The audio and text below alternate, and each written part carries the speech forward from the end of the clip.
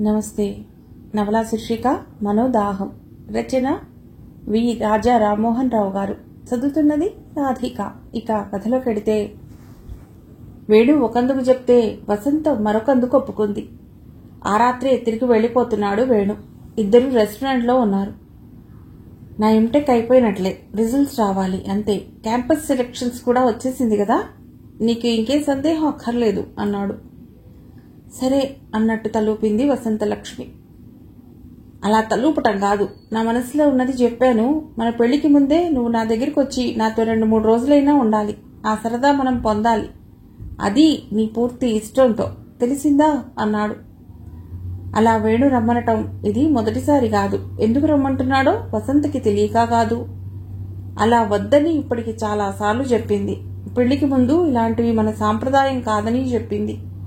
అయినా వేణు వినలేదు. తను అక్కడున్న పరిస్థితి చెప్తున్నాడు. జరగబోయే ప్రమాదం గురించి చెప్తున్నాడు. ఈసారి మరీ పట్టు మీదున్నాడు. వెళ్ళకపోతే తన రిలేషనే బ్రేక్ అయ్యేలా ఉంది. వేణు అంటే ఇష్టం ఉంది, కొంచెం టైం అటూ ఇటూ, కానీ తామిద్దరి జీవితం ఒకటే. పైగా ఇంట్లో పరిస్థితులు బాగుండటం లేదు. బావగారు ఏ రాత్రి ఏం చేస్తాడో తెలియటం లేదు. ఓసారి హైదరాబాద్ వేణు దగ్గరికి వెడితే సరి, అది మహానగరం. ఏదైనా ఉద్యోగం దొరికితే ఇక ఇబ్బంది ఏమీ లేదు. ఎటొచ్చి పెళ్లికి ముందు అన్నదే అభ్యంతరం. ఈ రోజుల్లో ఆ పట్టింపు చాలా మంది వదిలేశారు. ప్రీ మ్యారిటల్ సెక్స్ కామన్ అయిపోయింది. ఏదో ప్రమాదం జరిగి తను వేణు ఒకరికొకరు కాకుండా పోయే కన్నా వెళ్లటమే నయం. వీలున్నంత వరకు జాగ్రత్తగా ఉంటే సరి అనుకుంది. ఆలోచనలో మునిగిపోయిన వసంతలక్ష్మి వేణుకి సమాధానం చెప్పటమే మరిచిపోయింది. వేణు మళ్లీ అడిగాక త్వరలోనే వస్తానని, పూర్తి ఇష్టంగానే వస్తానని చెప్పింది. వేణు హైదరాబాద్ వచ్చి 1 వారం రోజులైంది. వసంతలక్ష్మి తరచుగా గుర్తొస్తోంది. గుర్తొచ్చినప్పుడల్లా మనస్సు, శరీరం అదోలా అయిపోతుంది. వసంతలక్ష్మి తొందరగా వస్తే బాగుండని అనుకుంటున్నాడు. అతడి కోరికలని ఎగదోసినట్లు ఆ ఇంట్లో అతడి స్నేహితుల వ్యవహారాలు శృతిమించుతున్నాయి. వాళ్ల వ్యవహారాలకి అడ్డుపడే ఉద్దేశం ఎప్పుడూ లేదు వేణుకి. పెద్ద హాల్ లాంటి గది, అందులోనే అడ్డుగోడతో చిన్న వంటిల్లు, హాల్ బయట బాల్కనీలో బాత్రూమ్, లావెటరీ. ఇది ఆ ముగ్గురు ఉంటున్న ఇల్లు. అద్దె, నీళ్లు, కరెంటు లాంటివి కలుపుకుని మనిషికి 1500 అవుతోంది. వేణు పేదవాడు కాదు, కానీ చాలా మంది ధనవంతులకి ఉన్నట్టే అతడికి డబ్బు జాగ్రత్త ఉంది. స్నేహితులతో గొడవ పడ్డు. విడిగా ఇల్లు తీసుకుంటే ఖర్చు ఎక్కువ. వేణుతో ఉంటున్న ఇద్దరు పరాయి వాళ్లేం కాదు, అతడి ఊరి వాళ్లే. చిన్నతనం నుండి పరిచయం ఉన్న వాళ్లే. వేణు కన్నా పెద్దవాళ్లు. ఇద్దరు మంచి ఉద్యోగాల్లో ఉన్నారు. ముగ్గురు ఒకే ఊరి వాళ్లే అయినా ఒకే చోట పెరిగినా ఎవరి పద్ధతి వాళ్లదే. అందరిలోకి పెద్ద సాంబయ్య. పూర్తి పేరు సాంబశివరావు. ఐబీఎంలో software engineer. డబ్బు విషయంలో తనదైన పద్ధతి, అలవాట్లు ఉన్నవాడు. ఆ తర్వాత వాడు రామాచారి, బ్యాంకులో ఆఫీసర్. సరదాగా బతకటం అతడి పద్ధతి. వాళ్ళిద్దరూ తాగుతారు. వేణుకి ఆ అలవాట్లేదు. రామాచారికి ఉన్న అలవాట్లు సాంబయ్యకు లేవు. ముగ్గురి మధ్య గొడవలేం లేవు, దగ్గరతనమే ఉంది. రామాచారికి చాలా రకాలుగా పట్టింపులు లేవు. ఇచ్ఛా జీవితం. ఉండి ఆ రోజు ఏదో ప్రోగ్రాం అంటాడు. ఆ కార్యక్రమాలు రకరకాలు. అన్నీ ఆ ఇంట్లోనే. సాంబశివరావు, వేణులు ఆ సమయంలో ఇంట్లో ఉండొచ్చు, లేకపోతే బయటికి వెళ్ళొచ్చు. అది వాళ్ళిష్టం. రామాచారి కార్యక్రమాలలో రకరకాల ఆడవాళ్లు ఉంటారు. ఇంతకుముందు వేణు పరిస్థితికి ఇప్పటికీ తేడా ఉంది. వసంతలక్ష్మి వీలు చూసుకుని వస్తానని మాట ఇచ్చింది. ఆ మాట నిజానికి వేణుకి ఎంతో ఉపశమనంగా ఉండాలి. రామాచారి వ్యవహారాలు ఇదివరకటిలా ఉద్రేకపరిచే స్థాయి తగ్గాలి, కానీ వేణు బాధ, వేడి పెరిగాయి. ఈ రోజుల్లో దోషం కనబడనివి చాలా ఉన్నాయి. ఆడామగ రాసుకు పూసుకు తిరగటం, శృతిమించి మాట్లాడుకోవటం, కలిసి గెంతులేయటం, ఒళ్ళు స్వాధీనం తప్పేలా తాగటం, పరాయి సంబంధాలు సహజమే అనుకోవటం. దోషాలైనా కాకపోయినా వాటి వల్ల జరుగుతున్న నష్టం తెలుస్తూనే ఉంది. ఓ పరిమితి లేదు. తొలి శారీరక సంబంధం తర్వాత ఇతర స్త్రీలతో సంబంధాలు, ఆ తర్వాత అదో అలవాటుగా మారి మరేదో అందటం లేదన్న చిరాకు, కొత్తదనం లేదన్న అసహనం, ఆ స్థాయి తర్వాత ఓ రకం మొరుటుతనం, వక్రభావనలు, కూడని పనులు, అమానుషత్వం వైపు మొగ్గు, పెర్వర్షన్స్. ఓ స్థాయిలో ఆగిపోగలిగిన అదృష్టవంతులు లేకపోలేదు. రామాచారి ఆ రకంగా అదృష్టవంతుడే. అతడికి 5-6 ఆడ స్నేహితులు ఉన్నారు. జరిగేది అతడికి వాళ్లకి కూడా ఇష్టమే. రామాచారి ఈ పరిస్థితి ఓ రకంగా వేణుకి అనుకూలమే. వసంతలక్ష్మి వచ్చి 2-3 రోజులున్నా అభ్యంతరం లేని వెసులుబాటు. ఆ అనుభవం కొద్ది రోజుల్లో సిద్ధంగా ఉందనిపించాక ఆరాటం మరింత ఎక్కువైంది వేణుకి. తొందరపడ్డా ఫలితం లేదు. వసంతలక్ష్మి తనంతటి తానే రావాలి. అప్పటిదాకా ఎదురు చూడటం తప్పదు. ఈలోపు రామాచారి వ్యవహారం చూస్తూ తను తొందరపడిపోతానేమోనన్న భయం వేణుకి. వేణు అలా ఆరాటపడటం, రామాచారి అలా ఉండటం వాళ్ళ తప్పే అనిపించకపోదు. కానీ తప్పు వాళ్ళిద్దరిదేనా? 30-40 ఏళ్ల క్రితం వరకు పిల్లల మీద పెద్దల అదుపు ఉండేది. చాలా వాటికి యుక్త వయస్కులని దూరంగా ఉంచగలిగిన వాతావరణం, కట్టుబాట్లు, పద్ధతులు ఉండేవి. పెద్దవాళ్లు ఏం చెప్పినా ఎదురాడకుండా వినే వినయం పిల్లలకి ఉండేది. కానీ ఇప్పటి పరిస్థితి వేరు. అంతా బాహాటమే. సెక్స్ అంటే మంచినీళ్లు తాగినంత మామూలైపోయింది. ఆ రోజు ఆదివారం. సాంబశివరావు ఊరెళ్లాడు. రామాచారి, వేణు టిఫిన్ తిని కాఫీ తాగుతున్నారు. ఇవాళ రేఖ వస్తానంది. మన సాంబయ్య ఇలాగూ లేడు గదా అని వీలున్నంత తొందరగా రమ్మన్నాను. ఏ టైంలోనైనా రావచ్చు, నీ ఇష్టం, నువ్వున్నా నాకు అభ్యంతరం లేదు అన్నాడు రామాచారి. టైం 8 అవుతోంది. ఆదివారం బద్ధకం ఇంత మాత్రం వదల్లేదు. హడావుడిగా తయారై బయటికి వెళ్లాలంటే చచ్చే యాతన. రామాచారి చెప్పవలసింది చెప్పేసి తన దారిన తన పేపర్ చదువుతూ కూర్చున్నాడు. యాతనంతా వేణుకే. బయటికి వెళ్లాలని లేదు, అలానే రూంలోనే ఉండాలని లేదు. రేఖకి 30 ఏళ్లుంటాయి. వేణుకి పరిచయం ఉన్న వ్యక్తే. ఓ ప్రైవేటు ఫ్యాక్టరీలో పనిచేస్తోంది. చాలా హుషారైన మనిషి. 11 అవుతుండగా వచ్చింది రేఖ. రామాచారి బాత్రూంలో ఉన్నాడు. అదే చెప్పి ఆమెని కూర్చోమన్నాడు. కూర్చుంది. రామాచారి వచ్చేటప్పటికి కూర్చున్న రేఖకి కొంచెం దూరంలో నిలబడి ఉన్నాడు వేణు. హాల్లో మాటలు బాత్రూంకి వినపడతాయి. రేఖ రాక వేణు కూర్చోమనటం రామాచారికి తెలుసు. నువ్వు కూర్చోరా, స్కూల్ పిల్లవాడు టీచర్ ముందు నిలబడ్డట్టు నిలబడనక్కర్లేదు అన్నాడు. రేఖ కొంచెం గట్టిగానే నవ్వింది. వేణు కూర్చున్నాక రూంలో ఇద్దరూ ఉంటారంటే మా స్నేహితుల్ని కూడా పిలిచేదాన్నిగా అంది వేణు వైపు చూస్తూ రేఖ. ఏం పోయింది, ఇప్పుడు పిలు అన్నాడు రామాచారి. వద్దొద్దు, నేను బయటికి వెడుతున్నాను అన్నాడు కంగారుగా వేణు కూర్చున్న చోటు నుండి లేస్తూ. ఆ కంగారు చూసి వాళ్ళిద్దరూ నవ్వారు. వెడుదురుగానిలే, అంత కంగారు ఎందుకు, ముందు కూర్చో అన్నాడు రామాచారి.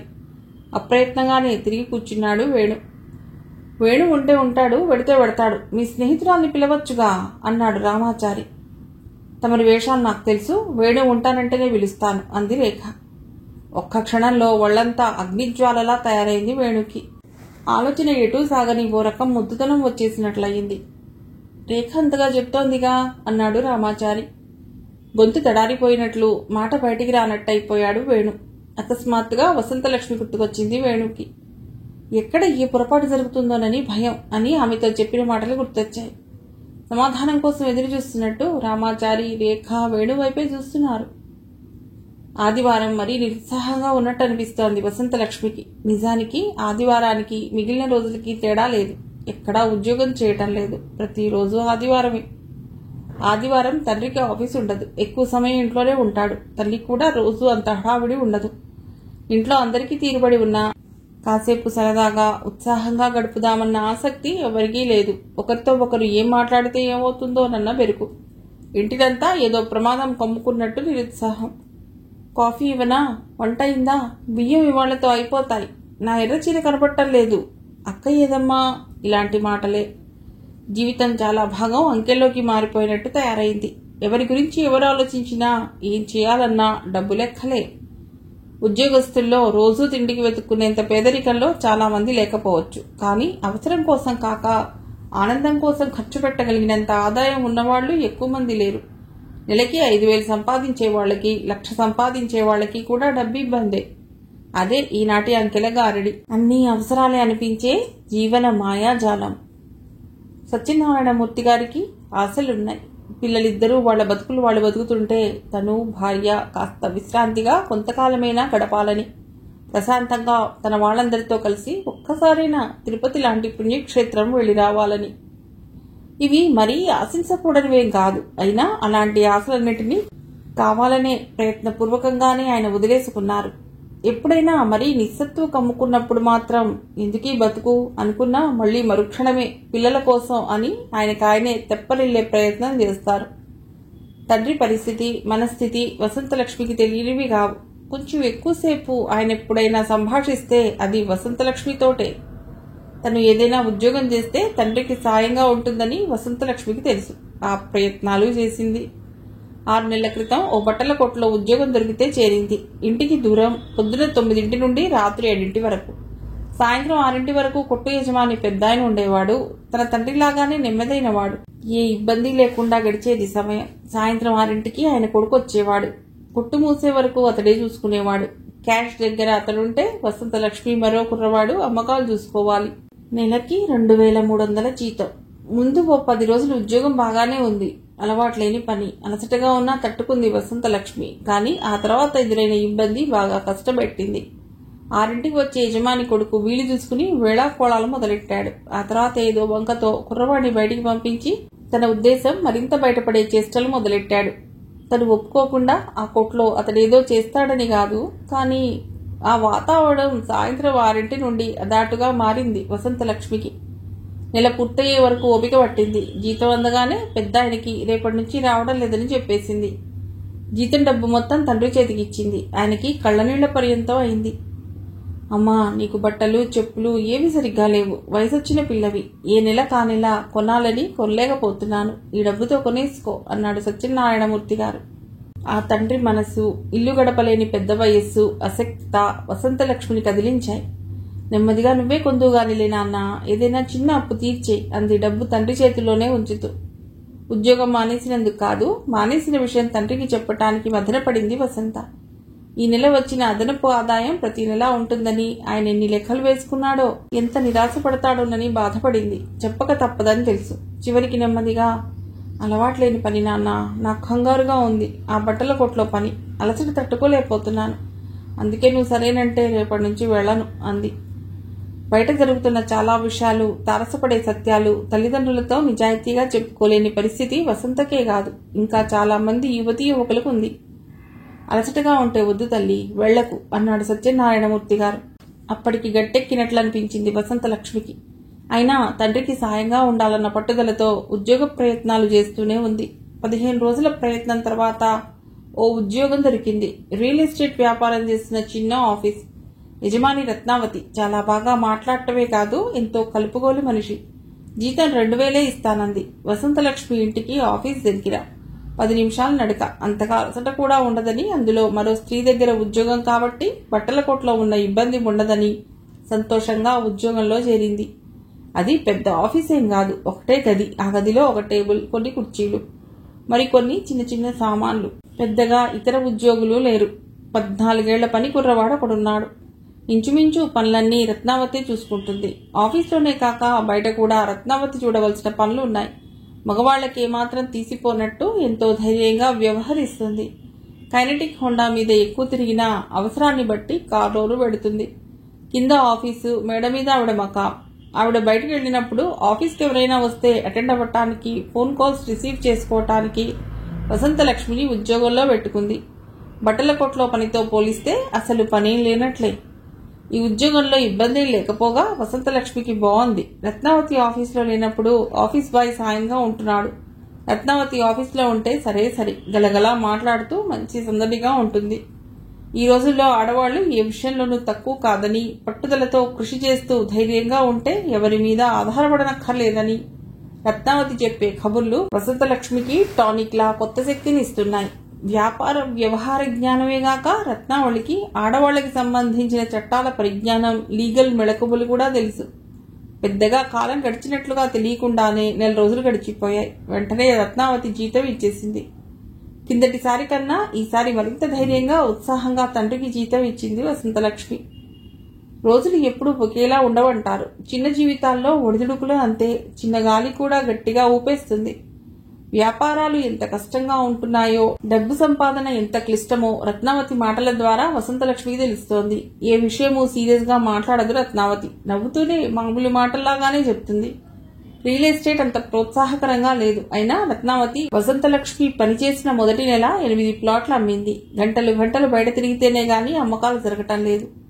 నెల మొదటి వారంలో 2 సార్లు వసంతలక్ష్మిని బయటికి తీసుకెళ్లింది రత్నావతి. మొదటిసారి ఓ ఖరీదైన హోటల్కి వెళ్లి టిఫిన్ చేశారు. ఆ ఏసీ హోటల్లో ఉన్నంతసేపు చెమటలు పడుతున్నట్టు అస్థిమితంగా గడిపింది వసంతలక్ష్మి. చుట్టూ అందరూ ఖరీదైన మనుషులు, పై స్థాయి అలంకరణ, టీవీ. తన బట్టలు సిగ్గుగా అనిపించింది వసంతలక్ష్మికి.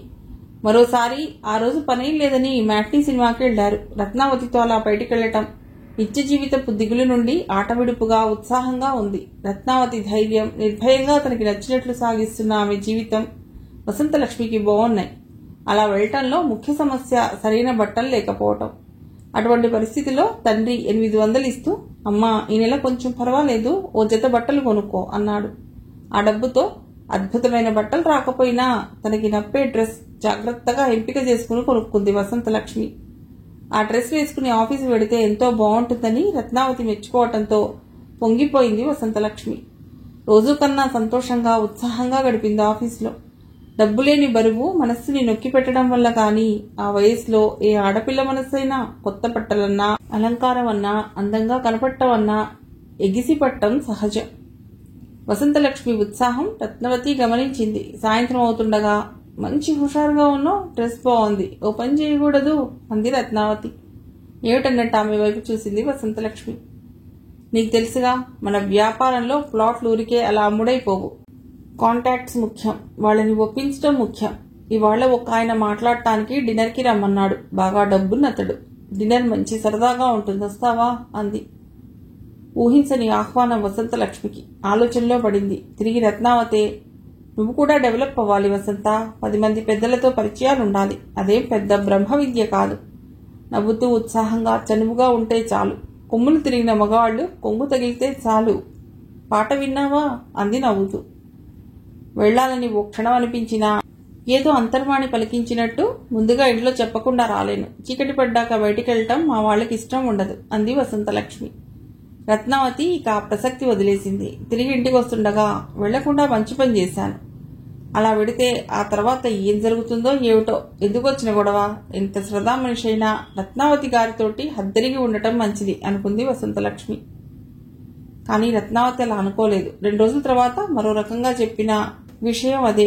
అప్పటికి వసంతలక్ష్మిలో తను కోరుకున్న మార్పు కనిపించకపోవటంతో సూటిగా వ్యవహారంలోకి వచ్చేసింది రత్నావతి. ఆడదాని జీవితం ఓ పద్ధతిగా సాగే రోజులు కావివి. మన బతికేమిటో మనమే ఆలోచించుకోవాలి. మీ ఇంటి స్థితిగతులు నీకు తెలియనివి కావు. నీ ముద్దు ముచ్చటా తీరే అవకాశం ఆ ఇంట్లో ఎంతో నీకు తెలియంది కాదు. డల్గా ఎందుకొచ్చిన జీవితం రాని బతకటం సరైన పద్ధతి కాదు. పవిత్రంగా నిన్ను నువ్వు మూటగట్టు కూర్చోవటం ఆ రాబోయే భర్త కోసమేగా. ఆ వచ్చేవాడు అంత నిస్వార్థంగా ఉంటున్నాడా? లేదు, వాడి సుఖానికి ఎప్పుడూ లోటు లేకుండానే చూసుకుంటున్నాడు. అందువల్ల నా మాట విను. ఊళ్ళో చాలా మంది పెద్ద పెద్ద వాళ్ళు నాకు పరిచయం. వాళ్లతో పరిచయం పెట్టుకో. నువ్వు వాళ్ళ దగ్గర చనువుగా వెలిగేది మన రియల్ ఎస్టేట్ కోసమే. నీ ద్వారా ఎన్ని ప్లాట్ల అమ్మకం జరిగితే అంత కమిషన్. ఏం జరగలేదనుకో, నీ జీతం నీకు అందుతూనే ఉంటుంది. వాళ్లలో ఎవరితోనైనా నీకు అనుకూలంగా ఉంటే, నీ జీవితం ఆర్థికంగా వెనక్కి తిరిగి చూసుకోనక్కర్లేని అవకాశం ఉంటే నాకు చెప్పు. ఆ తర్వాత వ్యవహారం నేను చూస్తాను. ఎక్కడికో వెళ్లి అల్లరవ్వాల్సిన అవసరం లేదు. పైన మన ఇల్లుంది, ఎవరికీ తెలియకుండా, ఏ అల్లరి లేకుండా ఉంటుంది. నా ఉద్దేశం చెప్తున్నాను, ఆ తర్వాత నీ ఇష్టం అంది. ఆ తర్వాత ఆఫీసులో పరిస్థితి పంజరం తలుపు తెరిచి అటు తప్ప మిగిలిన అన్ని వైపులా మంట పెట్టినట్లు అనిపించింది వసంతలక్ష్మికి. ఆ వాతావరణంలో అలాగే ఉంటే తనంతట తనే ఆ పంజరంలోకి నడిచేస్తానేమో అన్న భయం కలిగింది. కొంచెం తటపటాయించినా ఉద్యోగం మానేస్తానని రత్నావతితో చెప్పేసింది వసంతలక్ష్మి. తను చెప్పింది నచ్చకపోతే ఆఫీసులోనే ఉద్యోగం చేసుకోవచ్చని రత్నావతి చెప్పినా వసంతలక్ష్మికి ఇక ఆ ఆఫీస్ వాతావరణంలో ఉండాలనిపించలేదు. ఆ రోజుకి ఎంత జీతం రావాలో అంత లెక్కగట్టి రత్నావతి ఇచ్చేసింది. ఒక్క పరుషవాక్యం కూడా ఆమె పలకకపోవడం ఆ పరిస్థితిలో ఎంతో ఊరటగా ఉంది వసంతలక్ష్మికి. అవకాశం ఉందని రత్నావతి చెప్తున్న ఖరీదైన జీవితం మీద కొంచెం ఆశ కలిగినా, ఆడపిల్ల ఓ పద్ధతిగా ఉండాలన్న సాంప్రదాయం, కట్టుబాట్లే వసంతలక్ష్మిని వెంటనే ఉద్యోగం మానేసేలా చేశాయి. ఆర్థిక పరిస్థితి బాగుండని ఆడపిల్లలే ఎక్కువగా ఇలాంటి చిన్న చిన్న ఉద్యోగాలకు వస్తారు. మరో రకంగా అయినా వాళ్ళకి ఎక్కువగా ఎదురయ్యే వాతావరణం ఇదే. వ్యక్తి ప్రాబల్యం ఉండే ఇలాంటి ఉద్యోగాలు కాకుండా ఓ సంస్థలా నడిచే పెద్ద ఆఫీసులో ఉద్యోగం అయితే బాగుండునని చాలా మంది ఆడపిల్లలాగానే వసంతలక్ష్మి ఆశ. కానీ ఆ ఊళ్ళో అలాంటి సంస్థలు తక్కువ. 1-2 ఉన్నా వాటి ఉద్యోగాల నియామకం జరిగేది ఆ ఊళ్ళో కాదు. వ్యాపారాభివృద్ధి కింది స్థాయి పట్టణాలకి, ఊళ్ళకి విస్తరించని వ్యవస్థ తాలూకు పరోక్ష ఇబ్బంది ఇది. ఉద్యోగం అయితే మానేసింది గాని తండ్రికి ఎందుకు మానేసిందో, ఏ కారణం వల్ల మానేసిందో చెప్పడం మరో ఇబ్బంది. ఏం చెప్పాలో తోచక, ఈ ఆఫీసులో అస్సలు పనిలేదు నాన్న, గోళ్లు గిల్లుకుంటూ కూర్చోవటం విసుగనిపించి మానేశాను అని చెప్పింది. కూతురంటే ఎంతో ప్రేమ ఉన్న సత్యనారాయణమూర్తి గారు పోనీలే అమ్మా అన్నారు తప్ప ఆ విషయాన్ని పెద్దగా విశ్లేషించలేదు. ఆయన అలాంటి తండ్రి కాకపోతే బట్టల కొట్లో పని ఎక్కువ అన్నావు, ఇక్కడ అసలు పనిలేదు అంటున్నావు, అసలు ఎలాంటి ఉద్యోగం అయితే చేయగలవు అని నిలదీసేవారే. కానీ తండ్రిగా ఆయనకి తెలిసినది వాళ్ల కోసం ఆయన శ్రమ పట్టమే తప్ప వాళ్ళని శ్రమ పెట్టాలనుకోవటం కాదు. 3 నెలల నుండి ఇంట్లోనే ఉంటోంది వసంతలక్ష్మి. ఖాళీకి తోడు బావగారి న్యూసెన్స్. ఎవరో బలవంతంగా తోసేసినట్లు గదిలోంచి బయటకు వచ్చాడు వేణు. హోటల్కి వెళ్లి కాఫీ తాగి 5 నిమిషాలు గడిచినా కంగారు తగ్గలేదు. గదిలో ఉన్న రేఖ, రామాచారి కళ్ల ముందు మెదులుతున్నారు. శరీరమంతా ఆవిర్లు వస్తున్నట్లుంది. రేఖ అన్నట్టు ఆమె స్నేహితురాల్ని పిలిచి ఉంటే ఇక ఆలోచనని ముందుకు సాగనివ్వటం మంచిది కాదనిపించింది. చుట్టూ చూశాడు. హోటల్ అంత రద్దీగా లేదు. మూలగా ఉన్న టేబుల్స్ దగ్గర ఆడ మగ జంటలుగా కూర్చున్నారు. ఎక్కువగా కబుర్ల కోసమే వాళ్ళు అలా వస్తారని తెలుసు. ముసిముసి నవ్వులు, వేళాకోళాలు, రకరకాల జంటలు. వాళ్ళు రకరకాలుగా ఉన్న వేణు ఆలోచన మాత్రం ఒకేలా ఉంది. ఈ వయసులో ఆడతోడు ఉండటం అదృష్టం. ఆ అదృష్టం వాళ్లకుంది, తనకి లేదు. బాల్యమే కాక చదువుకునే కాలం ఏ ఇబ్బంది లేకుండా గడిచే అదృష్టవంతులు కొందరుంటారు. వాళ్ళకి ఆకలి బాధలు, డబ్బు ఇబ్బందులు, తల్లి తండ్రి లేకపోవటం లాంటి బాధలు తెలియవు. వేణు అలాంటి అదృష్టవంతుడే. ఇప్పుడు అతడి ఇబ్బందల్లా అదనపు సౌఖ్యం లేకపోవటమే. అందరూ అనుభవించేస్తున్నారు, తను అనుభవించటం లేదు. అది దుగ్ధ. చుట్టూ ఉన్న వాతావరణం అలా ఉంది. ఉత్తరాల్లో ప్రేమ, ఒకరినొకరు దూరం నుండి చూసుకునే తహతహ, గంటల కొద్దీ ఒకళ్ళనొకళ్ళు తలుచుకునే తీయని బాధ అవేం లేవు. ప్రేమ పెళ్లి కూడా మిగిలిన వ్యవహారంలా మారిపోయింది. కొందరికి బాల్యం కనుమరుగైతే మరికొందరికి యవ్వనం కనుమరుగవుతోంది. జీవితంలో ప్రతి మజిలీలో తృప్తి పొందగలిగే విధానం రకరకాలుగా నాశనం అయిపోతోంది. ఈ పరిస్థితుల్లో చాలా మందికి కలిగేది ఆరాటమే. వేణు కూడా ఆరాటంగా ఉంది. ఏం చేయడానికి తోచడం లేదు. కాసేపు అటు ఇటు తిరిగాడు. భోజనానికి ఇంకో హోటల్కి వెళ్లాడు. మ్యాట్నీకి వెళ్లాడు. హోటల్లో, సినిమా థియేటర్లో ఏసీలోనే ఉన్న చెమటలు పట్టే మనిషిలా ఉక్కిరిబిక్కిరిగానే ఉంది వేణుకి. సినిమాలో కూడా మిగిలిన జీవితం కన్నా శృంగార సంబంధ గొడవే ఎక్కువగా ఉంది. వయసుతో సంబంధం లేకుండా ఆడవాళ్లందరూ ఒకేలా అలంకరించుకుని ఒకే ధోరణిలో శరీరాన్ని గెంతులే ఇస్తున్నారు. ఉద్రేకం కన్నా చిరాకైన భావనేదో గందరగోళ పెడుతోంది. సాయంత్రం 6 దాటింది. ఇక తిరిగే ఓపిక లేక ఇంటిదారి పట్టాడు వేణు. మెట్ల దగ్గర ఎదురుపడింది రేఖ. పాపం, మా వల్ల మీరు ఆదివారం రెస్టే లేకుండా తిరగవలసి వచ్చింది. అయినా నేను రామాచారి కట్టుకున్న దాన్ని కాదు, కట్టుకోబోయేదాన్ని కాదు. మీరు మరీ అంత మొహమాట పడక్కర్లేదు అంది నవ్వుతూ. అసలే కంగారుగా ఉన్న వేణు ఆ మాటలకి మరింత కంగారు పడ్డాడు. అది కాదు, వసంతలక్ష్మి మా ఊరు అమ్మాయి. ఉద్యోగంలో చేరగానే పెళ్లి చేసుకుంటాం, అందుకని అప్పటిదాకా అన్నాడు. వేణు మాట పూర్తి కాకపోయినా రేఖకి విషయం అర్థమైనట్లు, మంచిది, ఈ రోజుల్లో మీలా ఆలోచిస్తున్న వాళ్ళు చాలా తక్కువ. చాలా సంతోషం, అలాగే చేయండి. ఒకవేళ ఏదైనా తొందర అనిపిస్తే అడ్డమైన చోట్లకు వెళ్ళకండి, నాకు చెప్పండి అని నవ్వుతూ వెళ్ళిపోయింది. ఆమె మంచి ఉద్దేశంతో చెప్పినా ఆ మాటలు వేణు ఒళ్ళు జలదరించేలా చేశాయి. దృష్టి ఎటూ పోకుండా జాగ్రత్తగా ఉండాలనుకున్నాడు. అనుకున్న మరుక్షణమే అప్పుడే వెళ్లిన రేఖ నవ్వు ముఖం కళ్ల ముందు మెల్లింది వేణుకి. ఊహగానైనా గుర్తుకు రాకూడదని వసంత ఎంతగానో కోరుకునేది బావ శేషు రూపాన్ని. అలాంటిది కళ్ళు తెరిచేటప్పటికీ నవ్వుతూ తన వైపే చూస్తూ కనిపించాడు. ఉలిక్కిపడింది. అకస్మాత్తుగా వంటి మీద బట్టలు చెదిరాయేమోనని చూసుకుంది. బాగానే ఉన్నాయి. పడుకున్నదల్లా గబుక్కున లేచి కూర్చుంది. ఇంట్లో అందరూ నిద్రలేచినట్లే ఉంది. రాత్రి తొందరగా నిద్ర పట్టక అర్ధరాత్రి దాటాక పడుకుంది. కంగారు పడకు, నేనేం చేయలేదులే. కానీ సాయంత్రానికి మీ అమ్మా నాన్నని ఇల్లు అమ్మకానికి ఒప్పించలేదనుకో, రాత్రికి మాత్రం నేను వదలను. కీలకం నువ్వేనని నాకు తెలుసు. నేను చెప్పేది తేలిగ్గా తీసుకోకు. ఇల్లు అమ్మకమైనా జరగాలి, నిన్నైనా లొంగ తీసుకోవాలి. ఈసారి అది నా ప్రోగ్రాం అంటూ అలాగే ఆ దరిద్రపు నవ్వుతూనే వెళ్లాడు శేషు. 9 దాటాక తండ్రి ఆఫీస్కి వెళుతుంటే ఆయనతోటే కలిసి బయటకెళ్లాడు శేషు. వెళ్లేలోపు వీలు చూసుకుని వసంతలక్ష్మి ఒంటరిగా ఉన్న సమయంలో దగ్గరికొచ్చి, రాత్రికి మీ అమ్మా నాన్న మధ్య పడుకుని తప్పించుకోవచ్చని అనుకోకు. ఎవరున్నా ఎవరు చూసినా నా పద్ధతి నాదే. ఇల్లు అమ్మకానికి ఒప్పించు, లేదా రాత్రికి సిద్ధపడు అని హెచ్చరించి మరీ వెళ్లాడు. శేషు వెళ్ళాక ఆలోచన ప్రారంభమైంది వసంతలక్ష్మికి. ఇంట్లో వాళ్ళకి చెప్పినా ఉపయోగం లేదు. ఏం చేసినా తనే చెయ్యాలి. తమకి ఉన్న ఆధారం ఇల్లు ఒక్కటే. అది అమ్మి డబ్బిస్తే వ్యాపారం చేస్తానంటున్నాడు బావగారు.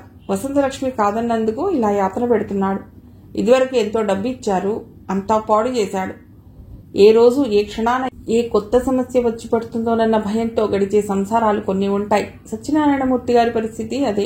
ఇంటిల్లిపాది ఓ రకం దిగులికి అలవాటు పడిపోయారు. ఎప్పుడు ఏ చెడు జరుగుతుందోనన్న జంకు తప్ప మంచి జరుగుతుందన్న ఆశ తగ్గిపోయింది. రోజు గడవటమే జీవితంగా మారింది. ఉన్నంతలో వసంతలక్ష్మి నయం. ముందు బాగా కంగారనిపించినా ఆలోచించగా ఓ మార్గం తట్టింది వసంతలక్ష్మికి. అది తప్ప మరో దారి లేదనిపించాక అలాగే చేయాలన్న నిర్ణయానికి వచ్చింది. దానివల్ల ఇంట్లో అందరికీ నెత్తిమీద పిడుగుపడినట్లు అవుతుందని తెలుసు. అయినా తప్పదని నిర్ణయించుకుంది. నిర్ణయం జరిగాక నెమ్మదిగా తయారై బయటకు వచ్చింది. ఎస్టీడీ బూత్కు వెళ్లి వేణుకి ఫోన్ చేసింది. వేణు వెంటనే దొరికాడు. ఇక్కడి పరిస్థితి వివరంగా చెప్పి తనేం చేయాలనుకుంటుందో చెప్పింది. మధ్యాహ్నం 2 ఏర్పాట్లన్నీ పూర్తి చేసుకుంది వసంతలక్ష్మి. తల్లి అప్పుడే నడుము బాల్చింది. నిద్రపోతున్న తల్లిని ఓసారి చూసి అక్కయ్య శారద దగ్గరికి వచ్చి ఓ కవర్ ఇచ్చి, ఈ కవర్ నాన్నగారు వచ్చాక మర్చిపోకుండా ఇవ్వు, నా ఉద్యోగ వ్యవహారం అని చెప్పింది. శారద మౌనంగా సరేనన్నట్టు తలూపింది. సమయం చూసుకుని ఇంట్లోంచి బయటపడింది వసంతలక్ష్మి. చేతిలో బ్యాగ్ తోటే రత్నావతి ఆఫీసులోకి వెళ్ళింది వసంతలక్ష్మి. రారా చాలా రోజులకి అని నవ్వుతూ పలకరించింది రత్నావతి. మీ హెల్ప్ కోసం వచ్చాను అంది. ఏమిటన్నట్టు నిర్భయంగా చెప్పమన్నట్టు తలూపింది రత్నావతి. తను చెప్పవలసిందంతా చెప్పాక మీ మొబైల్ నెంబర్ ఇవ్వండి, అవసరాన్ని బట్టి ఫోన్ చేస్తాను అంది వసంతలక్ష్మి. రత్నావతి తన విజిటింగ్ కార్డు ఇచ్చింది. ఇచ్చి ఏ టైంలోనైనా సరే అవసరం ఉంటే ఫోన్ చేయి, డబ్బేమైనా కావాలా అని అడిగింది. వసంతలక్ష్మి వద్దన్న రత్నావతి 500 ఇచ్చింది. మరో అరగంటలోపే హైదరాబాద్ వెళ్లే బస్సులో ఉంది వసంతలక్ష్మి. బస్ వివరాలు వేణుకి ముందే ఫోన్లో చెప్పింది. బస్ కదిలే వరకు ఎవరు చూస్తారోనన్న కంగారుతో తలదాచుకుంది. బస్ ఊరు దాటాక తేలిగ్గా ఊపిరి పీల్చుకుంది. ఓ రకం బరువు తగ్గినా ఇంట్లో తల్లి తండ్రి గుర్తురాగానే తిరిగి మనస్సు బరువుగా అనిపించింది వసంతలక్ష్మికి. బావగారి దరిద్రం తప్పించుకోవటానికి ఇల్లు వదిలింది కానీ లేకపోతే ఎప్పటికీ అలా చేసేది కాదు. వసంతలక్ష్మి బస్ ఎక్కిందన్న వార్త విన్న దగ్గర నుండి ఆ బస్సు ఎప్పుడు హైదరాబాద్ చేరుతుందా అని ఎదురు చూడటం మొదలైంది వేణుకి. అతడి శరీరం ఆశల సెగల, అంతరంగం రెక్కలొచ్చిన గుర్రంలా మారిపోయాయి. ఎప్పుడొస్తుందా, ఆ తర్వాత ఎప్పుడు, ఎలా అన్న ఊహలే అతన్ని కమ్ముకున్నాయి. బావగారు శేషు పెట్టిన ఎరకాట నుండి తప్పించుకోవటానికి తను తెగించి హైదరాబాద్ వస్తున్నట్టు ఇంటి పరిస్థితుల వివరాలన్నీ వివరంగా వేణుకి చెప్పింది ఫోన్లో వసంతలక్ష్మి. ఆమె చెప్పిన ఇబ్బందులన్నీ సానుభూతిగా విన్నా అదంతా వేణు మనస్సు అట్టడుక్కి చేరిపోయింది. ఇప్పుడు అతడి ఉద్వేగమంతా వసంత కలయిక కోసమే. సత్యనారాయణమూర్తి గారి ఇల్లు చేరగానే శారద వసంతలక్ష్మి ఇచ్చిన కవర్ ఇచ్చింది. కూతురు అలా కవర్ ఇవ్వటం అంతకుముందు అనుభవంలో లేదు. అయోమయంగానే కవరు విప్పారు. నాన్న, అర్జెంటుగా వెళ్లాల్సి వచ్చింది ఉద్యోగం కోసం. మీకు చెప్పి వెళ్లే అవకాశం లేక ఇలా ఉత్తరం రాస్తున్నాను. కంగారు పడకండి వసంత. కంగారు పడవద్దని కూతురు రాసినా ఆ ముసలి తండ్రి కంగారు పడ్డాడు. అది ఉత్తరం ఇస్తే మాత్రం నువ్వెలా తీసుకున్నావని పెద్ద కూతుర్ని కేకలేశారు. పెళ్ళాన్ని కేకలేసే ఓపిక లేక తనలో తానే సణుక్కుంటూ ఉండిపోయారు. కూతురు కోసం వెతికినా బయటికి చెప్పుకున్నా ఫలితం ఉంటుందన్న నమ్మకం లేదు. అందుకోసమే బాధని దిగమింగారు. శేషుకి విషయం తెలిసి గోలగోలగా అరిచాడు. కూతురు లేచిపోయిన సిగ్గులేని మనుషులని నానా కూతలు పూశాడు. ఇల్లు అమ్మటానికి వసంత ఇష్టపట్టలేదు. వసంత సంతకం కావాలి. అందుకని వసంతని పోడి చేస్తానని ఒత్తిడి చేశాడు. ఇప్పుడు వసంతే ఇల్లు దాటేసింది. తను వెళ్లిపోయిందని తెలిసాక ఇంట్లో జరిగే విషయాల్ని రకరకాలుగా ఊహించింది వసంతలక్ష్మి. ఏ ఊహ ఊరటగా లేదు. అనవసరం అనుకుని చివరికి మనస్సుని మరోవైపు మళ్లించే ప్రయత్నం చేసింది. బస్ హైదరాబాద్ ఎప్పుడు చేరుతుందా అన్న ఆతృతగా ఆరాటంగా ఉంది. హైదరాబాద్ చేరాక ఏం చేయాలి, ఏం జరుగుతుంది, ఏదీ తన చేతుల్లో లేదు. వేణు ఆత్రం, ఆరాటం తెలియనివి కావు. ఆ ఊహతోటే వాళ్ళంతా జలధరించింది వసంతలక్ష్మికి. ఇష్టం ఉంటే ఏదీ తప్పనిపించదు. ఒకవేళ అనిపించినా ఏదో సమర్థన ఆసరా అవుతుంది. సాంబశివరావు అదే పరిస్థితిలో ఉన్నాడు. రామాచారి వేణులతో కలిసి ఆ రూంలో ఉండటం అతడికి అన్ని రకాలుగా బాగుంది. నెలకి దాదాపు ₹1,00,000 ఆదాయం ఉన్న అతడికి ఆ రూంలో అలా సర్దుకు ఉండవలసిన అవసరం లేదు. అలా ఉండటానికి కారణం ఖర్చు తగ్గుతుందనే. ఇప్పుడు ఆ మాత్రం ఖర్చు కూడా అక్కర్లేని అవకాశం వచ్చింది. ఆ అవకాశం పేరు నాగమణి. సాంబశివరావుకి 36 ఏళ్లు. నాగమణి అతడికన్నా 2 ఏళ్లు పెద్దది. అయినా ఇద్దరికీ ఆ పట్టింపు లేదు. ఇద్దరికీ 10 ఏళ్లుగా పరిచయం ఉంది. అప్పుడు నాగమణి సాంబశివరావుకి ఒకే చోట ఉద్యోగం. పరిచయమైన నెలలోపే ఇద్దరూ ఓ వీకెండ్ కలిసి గడిపారు. ఆ 2 రోజులు నాగమణికి బాగానే ఉందనిపించింది. సాంబశివరావుకి మాత్రం మరీ బాగుందనిపించింది. నాగమణి మానసికంగా, శారీరకంగా చాలా బలమైన మనిషి. ఆ ఉభయ బలాలతో పాటు ఆవిడ ఆర్థిక తీరుతెన్నులు మరీ బాగా నచ్చాయి సాంబశివరావుకి. మొదటిసారి కలిసి బయటకు వెళ్ళటం కదా అని కొంచెం డబ్బు ఖర్చుకి సిద్ధపడే వెళ్ళాడు. కానీ అతనికి పెద్దగా ఖర్చు అవ్వలేదు. అతనికన్నా ముందే అన్నింటికీ నాగమణి డబ్బు ఇచ్చింది. ఆవిడతో గడిచిన సమయం శరీరానికి, డబ్బు ఖర్చు కాకపోవడం మనస్సుకి ఎంతో సంతృప్తిగా ఉన్నాయి సాంబశివరావుకి. కొత్తలో నెలకి 1-2 సార్లు సాగిన వారి కలయిక 6 నెలలు గడిచేటప్పటికీ ప్రతి వారాంతానికి మారింది. 2 ఏళ్లు గడిచాక ఇద్దరూ కలిసి ఉందాం అనుకున్నారు. అలా కలిసి ఉండటం ఆరంభించాక కూడా ఇద్దరికీ రోజులు బాగానే గడిచాయి. జీవితంలో ఒక సౌకర్యం ఏర్పడితే మనసు ఆ పైమెట్టు సౌఖ్యాన్ని కోరుకుంటుంది. ఏ బంధం, అనుబంధం, కమిట్మెంట్ లేకుండా స్వతంత్రంగా ఒక ఇంట్లో ఉండాలని కలిసి బతకడం పద్ధతి.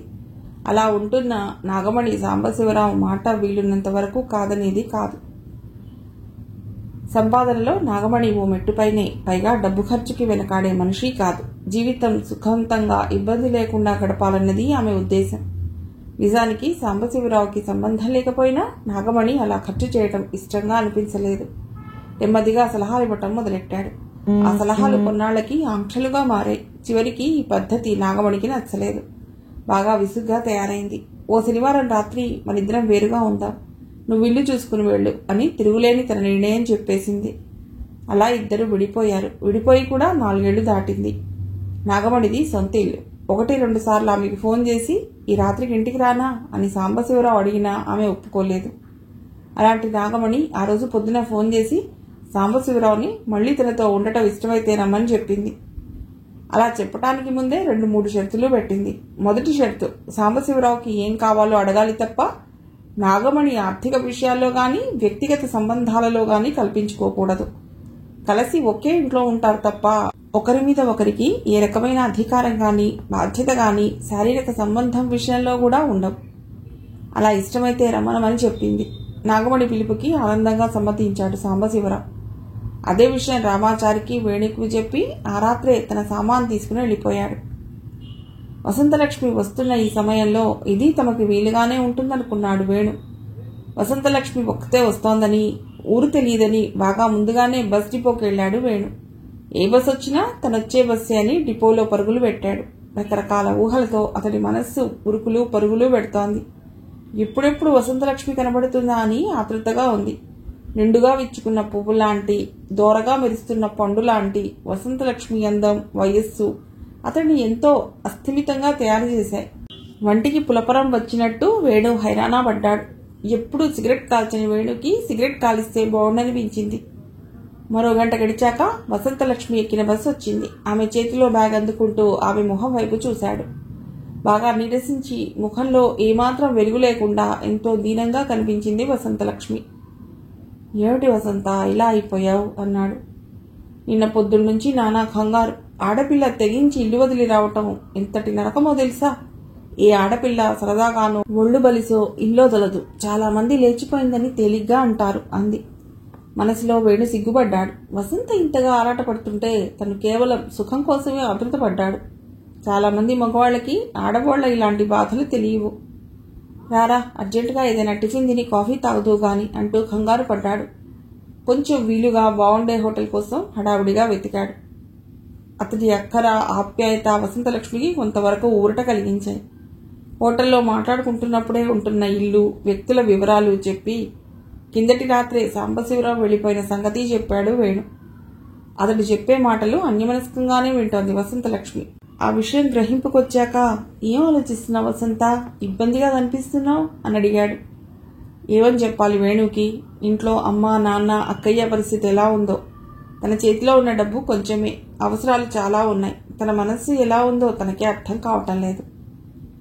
ఇబ్బంది కాదా వేణు? ఉద్యోగం కోసం పెడుతున్నానని చిన్న ఉత్తరం రాసి వచ్చేశాను. ఎక్కడికో ఏమిటో ఏం రాయలేదు. అమ్మా, నాన్న, అక్కయ్య ఎలా ఉన్నారో ఏమిటో. వసంత కళ్లలో నీళ్లు తిరగటం కనిపించింది వేణుకి. వసంత చేతుల్ని తన చేతుల్లోకి తీసుకున్నాడు వేణు. ఆ క్షణాన అతడు కోరికతో ఆవేశపడుతున్న మగాడు కాదు, చిన్ననాటి స్నేహితురాలికి ఓదార్పైన మొగాడు. వరి అవ్వకు వసంత, రావటం వచ్చేసావు. ఇప్పుడు బాధపడటం వల్ల కలిసి వచ్చేదేమీ లేదు. ఏం చేయాలో ఆలోచిద్దాం. ఒంటరి దానివి కాదు, నీకు నేను తోడున్నాను, సరేనా అన్నాడు తన కళ్లల్లోకి చూస్తూ. నేనున్నాను అన్న ఆ మాట వసంతని తేలికపరిచింది. ఆప్యాయత, అనుబంధం ఇవే ఆడామగా సంబంధంలోని కీలక విషయాలు. మరి కాసేపు కూర్చున్నాక బయలుదేరారు. ఇల్లు చేరారు. రామాచారిని వసంతకి పరిచయం చేశాడు. భోజనాలయ్యాక హాల్లో తను రోజూ పడుకునే చోట రామాచారి పక్కేసుకుని పడుకున్నాడు. వీళ్ళిద్దరూ కొంచెమైనా చాటుగా పడుకోవాలనుకుంటే వంటింట్లోకి వెళ్ళాలి. మామూలుగా అయితే ఏం చేసేవాడో గాని వసంత ఉన్న ప్రస్తుత పరిస్థితిలో వేణుకే మనస్కరించలేదు. హాల్లోనే మరోవైపు తామిద్దరికీ పక్క వేశాడు. చాలాసేపే మంద్రస్థాయిలో కబుర్లు చెప్పుకున్నారు. రామాచారి నిద్రపోయింటాడని అనిపించాక పక్కనున్న వసంత నడుం మీద చెయ్యేశాడు. పక్కపక్కనే అలా పడుకోవటం ఇద్దరికీ తొలిసారది. ఏదో పులకింత, కొత్త రకం అనుభూతి. వేణు చెయ్యేసిన క్షణానికి ఆ ఉద్విగ్నతలోనే ఇప్పుడు ఇలా ఏం వద్దు వేణు, మొదటిసారి ఎవరూ లేని రాత్రి, మనమే హాయిగా గడిపేలా ఉండాలి అంది. వసంత నడుం మీద చేయి వేసినప్పుడు ఓ దగ్గరితనం కోసం తప్ప ఏ కోరిక లేదు వేణులో. కానీ వసంతే తనంత తానుగా బయటపడటం, తనకి ఆ వాతావరణం తప్ప అభ్యంతరం లేదని అనటంతో గొప్ప సంతోషం కలిగింది వేణుకి. ఆ తృప్తి చాలు ఆ రాత్రి హాయిగా నిద్రపోవటానికి. రకరకాలుగా అలసి సేదదీరినట్టు నిద్రపోయింది వసంత. మరికొద్ది నిమిషాల్లోనే వేణు కూడా నిద్రపోయాడు. ఎంతగానో వసంత కోసం ఆరాటపడిన తను ఆ కోరికే లేకుండా అంత ప్రశాంతంగా ఉండటం అతడికే ఆశ్చర్యంగా ఉంది. బద్ధకంగా మరి కాసేపు పడుకోవాలనిపించినా మర్యాదగా ఉండదని వాళ్ళిద్దరికన్నా ముందే లేచింది వసంత. తెల్లవారింది, కానీ ఇంకా సూర్యోదయం కాలేదు. ఇల్లు వదిలొచ్చి అప్పుడే ఒకరోజు గడిచిపోయింది. ఇంట్లో పరిస్థితి ఎలా ఉందో ఇలా రకరకాల ఊహలతో గందరగోళంగా ఉంది. అటువంటి స్థితిలో కూడా రాత్రి జరిగింది గుర్తుకొచ్చింది వసంతకి. ఇప్పుడు ఇలా వద్దు అనగానే నడుమించి చెయ్యి వెంటనే తీసేసిన వేణు గుర్తొచ్చాడు. అసంకల్పంగానే తను తన మనస్సు బయటపెట్టేసింది. అది తలుచుకుంటే కొంచెం సిగ్గనిపించినా తన మనస్సు స్పష్టంగా తెలుస్తోంది. రాత్రి కాదన్నా వేణుని కాదనుకోవటం లేదు. ఇక జీవితం అతడితోటే అన్న నిశ్చయం వల్ల ఏ సందేహమూ లేదు. ఎటొచ్చి ఆ తొలి అనుభవం మధురంగా ఉండాలి, అత్యంత సహజంగా ఉండాలి. 9ంటికి రామాచారి తయారై ఆఫీసు వెళ్ళిపోయాడు. ఇంట్లో వీళ్ళిద్దరే ఉన్న వాతావరణమైనా ఎవరి లోకం వారిదిలా ఉంది.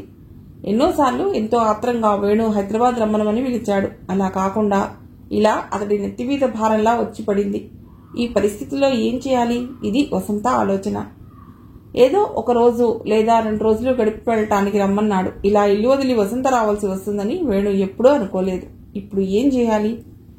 ఒకరితో ఒకరు ఇలా చేద్దామని చెప్పుకోవాల్సిన అవసరం ఉంది. చివరికి వసంతే అడిగింది, ఏం చేద్దాం వేణు అని. కంగారు పడకు, నాకు ఏం పాల్పోవటం లేదు. ముందు నువ్వు స్థిమితపడాలి. అందుకేం చేయాలో చెప్పు అన్నాడు. తనని ఎక్కువ కలవర పెడుతున్నది ఇంట్లో ఎవరు ఎలా ఉన్నారో అన్న విషయం. ముందు తెలుసుకోవాలి. ఆ తర్వాత తను ఇక్కడ ఏం చేయాలోనన్న ఆలోచన. అదే చెప్పింది వసంత వేణుతో.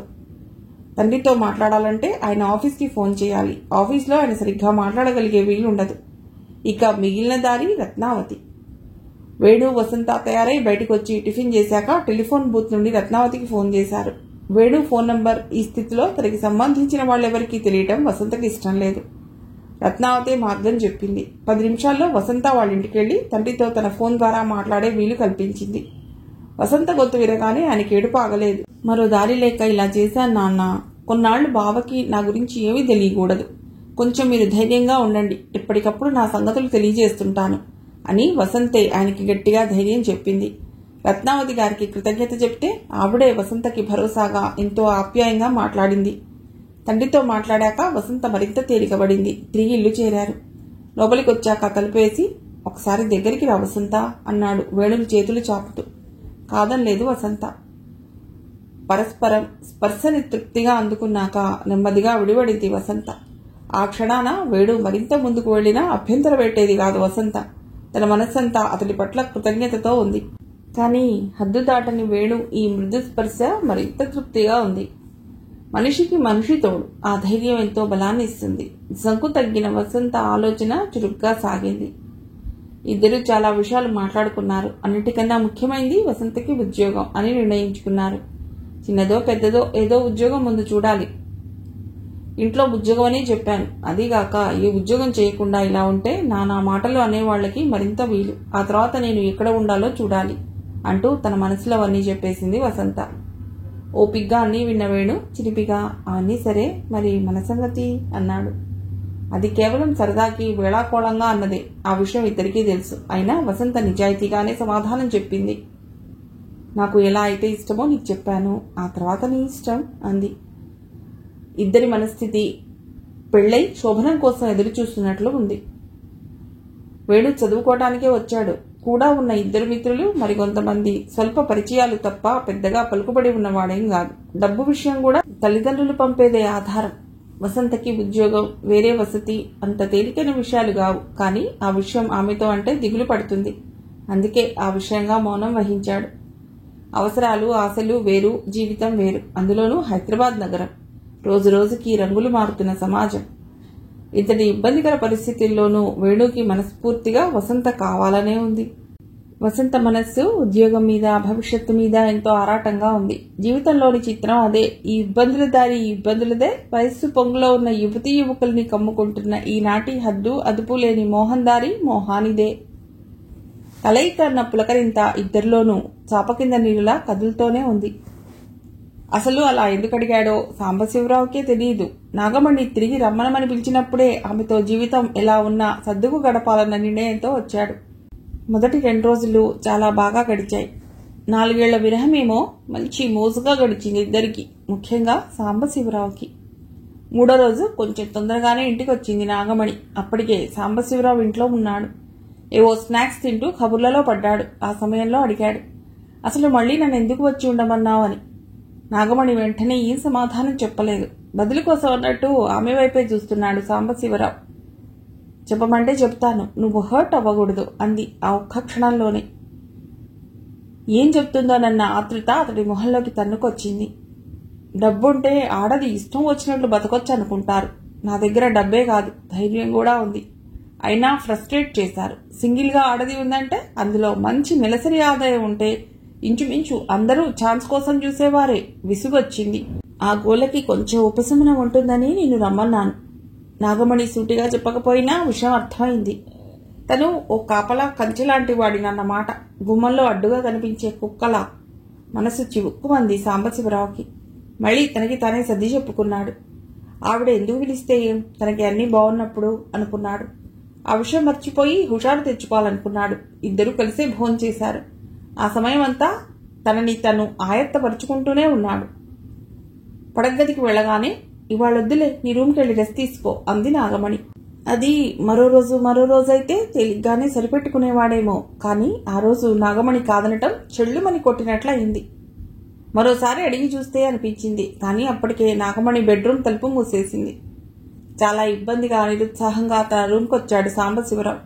చాలాసేపు నిద్ర పట్టలేదు. మనసు పరిపరి విధాలా పోయింది. ఏ పబ్కో లేదా ఎవరి దగ్గరికైనా వెడితేనో అనుకున్నాడు. దానికి మనసు సహకరించలేదు. మంచం మీద అస్థిమితంగా చాలాసేపు దొర్లాక స్లీపింగ్ పిల్ మింగి నిద్రపోయాడు. సాంబశివరావు లేచేటప్పటికే నాగమణి ఆఫీస్కి వెళ్ళిపోయింది. బలవంతంగా లేచాడు. ఏ పని ఉత్సాహంగా లేదు. కాఫీ కాచుకు తాగుతూ ఆలోచించాడు. ఏమిటిది, ఏం జరిగిందని తనిలా డల్గా అయిపోయాడు. అసలు తనెందుకింత కక్కుర్తిగా బతకాలి? సమాధానం తెలిసి తెలియనట్లుంది. చదువుకునే రోజుల్లో ఖర్చుకి వెనకాడేవాడే కాదు, ఉద్యోగంలో చేరాకే మార్పు వచ్చింది. ఈ స్థితికి ఆర్థికంగా ఎదగటానికి 4 ఉద్యోగాలు మారాడు. ఉద్యోగమే కాదు, జీవితంలో అన్నీ ఓ బానిసత్వంలా మారిపోయినట్లున్నాయి. పని చేయి, డబ్బు సంపాదించు, కెరియర్లో పై స్థాయికి ఇంకా పై స్థాయికి వెడుతూనే ఉండు. పరుగాపావా నీ పని అయిపోయినట్లే.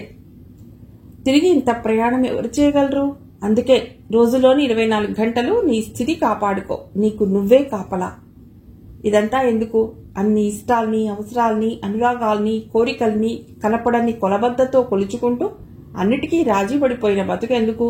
డబ్బు కోసం. అంత కష్టపడి సంపాదించిన డబ్బుని ఖర్చు చేయకూడదు. ఎప్పుడో పడిన బీజం సాంబశివరావుతో ఎదిగి ఎదిగి మహావృక్షం అయింది. ఉండటం, తినటం, కట్టుకోవటం, చివరికి సుఖం పంచుకోవలసిన స్త్రీ పురుష సంబంధం వరకు ఇదే సూత్రం అతడి వదలకుండా పట్టుకుంది. నాగమణి కొత్తలో ఇలా ఉండేది కాదు. సాంబశివరావు అంటే చాలా ఇష్టం. ఒక్క పీనాస్తనం తప్ప అతడిలో ఆమెకి లోటేం కనబడలేదు. తనకా ఎవరూ లేరు, ఏ బాధ్యతలు లేవు. ఖర్చు పెడితే మాత్రం సుఖంగా ఉండాలి.